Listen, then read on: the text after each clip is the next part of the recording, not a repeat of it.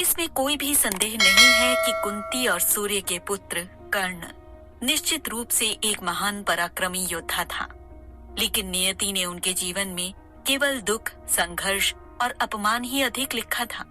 जन्म होते ही जिस नवजात शिशु का त्याग कर दिया जाए, ऐसा दुर्भाग्य लिखा कर लाने वाला कर्ण का जीवन और कैसा हो सकता था। कुंती को दुर्वासा मुनि ने वरदान रूप में एक मंत्र दिया था, जिसका उच्चारण करते हुए वो जिस देवता का स्मरण करेंगी, उस देवता से उसे पुत्र की प्राप्ति होगी। विवाह से पहले ही इस मंत्र का प्रभाव देखने के लिए कुंती सूर्य देव को स्मरण करके मंत्र का उच्चारण करती है और सूर्य देव से उसे पुत्र की प्राप्ति होती है, जिससे कुंवारी माता बनकर संसार में निंदा का पात्र बनने के भय से अपने उसी पुत्र को दासी की सहायता से वो एक पिटारी में बंद करके नदी में प्रवाहित कर देती है। यह पिटारी अधिरथ नाम के एक सूत को मिलती है। इस प्रकार उस अभागे बालक का पालन पोषण अधिरथ और उसकी पत्नी राधा करती है।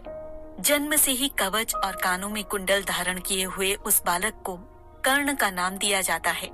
अधिरथ हस्तिनापुर के एक रथ के सारथी भी थे। इस प्रकार साक्षात सूर्य और कुंती के पुत्र होने पर भी कर्ण एक साधारण बालक की तरह बड़ा होता है। नियति के खेल कर्ण के जीवन में अनवरत शुरू ही रहते हैं। सूर्य का तेज धारण किए हुए और राजकुल का वर्ण लिए हुए भी कर्ण अपने अस्तित्व से अनभिज्ञ रहकर बड़ा होता है और मूलतः एक क्षत्रिय होने के बावजूद भी सूत पुत्र कहलाने वाले कर्ण को योग्यता शिक्षण के लिए भी झूठा सहारा लेना पड़ता है। गुरु द्रोणाचार्य ने क्षत्रिय न होने के कारण उसे शिक्षा देने से मना कर दिया, तो वह गुरु परशुराम के पास जाकर उनके आश्रम में प्रवेश कर लेता है और झूठ बोलकर ब्रह्मास्त्र विद्या भी प्राप्त कर लेता है। लेकिन सत्य पता चलने पर परशुराम कर्ण को श्राप देते हैं कि ऐन युद्ध के मौके पर जब इस ब्रह्मास्त्र विद्या की तुझे सबसे ज्यादा जरूरत होगी, उसी समय तुझे ब्रह्मास्त्र का स्मरण ही नहीं रहेगा। और दुर्भाग्यवश ऐसा ही होता है। यही शायद उसकी नियति थी। कर्ण अर्जुन से हर विद्या में श्रेष्ठ था। कर्ण अत्याधिक पराक्रमी और साहसी योद्धा था, लेकिन मति भ्रष्ट होने से कुसंगति कर बैठा। सब कुछ जानते हुए भी दुराचारी दुर्योधन से मित्रता निभाने के लिए महाभारत के युद्ध में अधर्म का पक्ष लिया और अंत तक कौरवों का साथ दिया। सूत पुत्र कहकर हमेशा अपमान का दंश झेलने वाले कर्ण को दुर्योधन से सांत्वना, सम्मान और सहायता मिली थी। जीवन में अनेक अपमानजनक प्रसंग अनुभव कर चुके कर्ण के लिए दुर्योधन से मिली सांत्वना और सम्मान उसके असंख्य जख्मों पर मरहम की तरह थी। इसलिए वह खुद को दुर्योधन का ऋणी मानने लगा था और दुर्योधन को अपना हितैषी और परम मित्र मानते हुए उसकी मित्रता और उपकार के बदले जानबूझकर अधर्म का पक्षधर बना। कर्ण को एक महादानी के रूप में देखा जाता है, क्योंकि उसमें यह गुण था कि जो भी व्यक्ति उससे जो कुछ भी मांगता था, वह बिना किसी दुविधा के उसे दे देता था। उसकी यह प्रतिज्ञा थी, कोई भी याचक उसके दरवाजे से खाली हाथ लौट कर नहीं जाएगा। इसके अलावा कर्ण एक संयमी व्यक्ति भी था। महाभारत के युद्ध में उसके यही दोनों गुण ही उसके लिए अहितकर साबित हुए थे। श्री कृष्ण भली भांति जानते थे, अर्जुन की विजय के लिए कर्ण का पराजित होना जरूरी है और कर्ण को पराजित करना अर्जुन के लिए असंभव है। उसके दो कारण थे।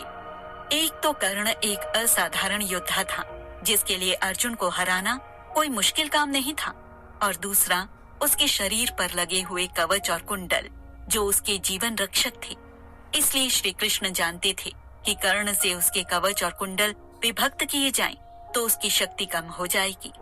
श्री कृष्ण कर्ण के संयम और उसकी दानशीलता से परिचित थे। उन्होंने इस संदर्भ में देवराज इंद्र से चर्चा की और किसी भी तरह से कर्ण से उसके कवच और कुंडल को अलग करने की बात कही। चूंकि देवराज इंद्र अर्जुन के पिता थे, इसलिए वे अपने पुत्र अर्जुन की विजय की इच्छा रखते थे। इसलिए वे गरीब ब्राह्मण के वेश में कर्ण के समक्ष जाकर उससे दान में कवच और कुंडल मांग लेते हैं। कवच और कुंडल न होने के कारण वह अविजित रहेगा, यह जानते हुए भी एक पल का भी विचार न करते हुए कर्ण ब्राह्मण वेश में खड़े इंद्र को अपने शरीर पर चिपके हुए कर्ण कुंडल काट कर दे देते हैं। कर्ण की इस दानशीलता का देवराज इंद्र पर बहुत गहरा प्रभाव पड़ता है और वे उस पर प्रसन्न होकर या फिर कदाचित ग्लानिवश कर्ण को अमोघ बाण प्रदान करते हैं, जिसका उपयोग वे केवल एक बार ही कर सकता था। कर्ण उस बाण को अर्जुन पर चलाने के लिए सुरक्षित रखता है, परंतु श्री कृष्ण यहाँ पर एक अन्य छल रचते हैं और कर्ण को अपने अमोघ बाण का प्रयोग अर्जुन पर न करके घटोत्कच पर करना पड़ जाता है। युद्ध के 17वें दिन अर्जुन और कर्ण का आमना सामना होता है और उनके बीच घमासान युद्ध होता है। दोनों ही पराक्रमी योद्धा थे और कोई किसी से हार नहीं मान रहा था, लेकिन गुरु परशुराम से मिले हुए श्राप के प्रभाव से कर्ण ब्रह्मास्त्र के विषय में भूल जाता है। कुछ समय बाद कर्ण का रथ कीचड़ में धंस जाता है और उसे बाहर निकालने के लिए वह अपने धनुष बाण को नीचे रखकर रथ से नीचे उतरता है।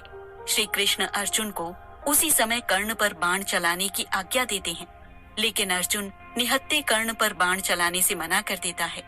तब कृष्ण उसे द्रौपदी के चीर हरण के प्रसंग की स्मृति करवाते हैं और साथ ही अभिमन्यु के वध की भी याद दिलाते हैं।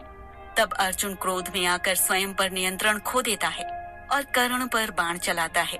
क्षण भर में ही अर्जुन का अंजलि अस्त्र कर्ण के गले को छेदते हुए आर पार हो जाता है। इस प्रकार महाभारत के एकदम निर्णायक क्षण पर असहाय परिस्थिति में अर्जुन के हाथों कर्ण की मृत्यु होती है और एक तेजस्वी वीर योद्धा धराशायी होकर काल के गाल में समा जाता है। कर्ण को यह संसार एक महान योद्धा, उत्कृष्ट धनुर्धर, श्रेष्ठ मित्र और दानवीर के रूप में सदैव याद रखेगा।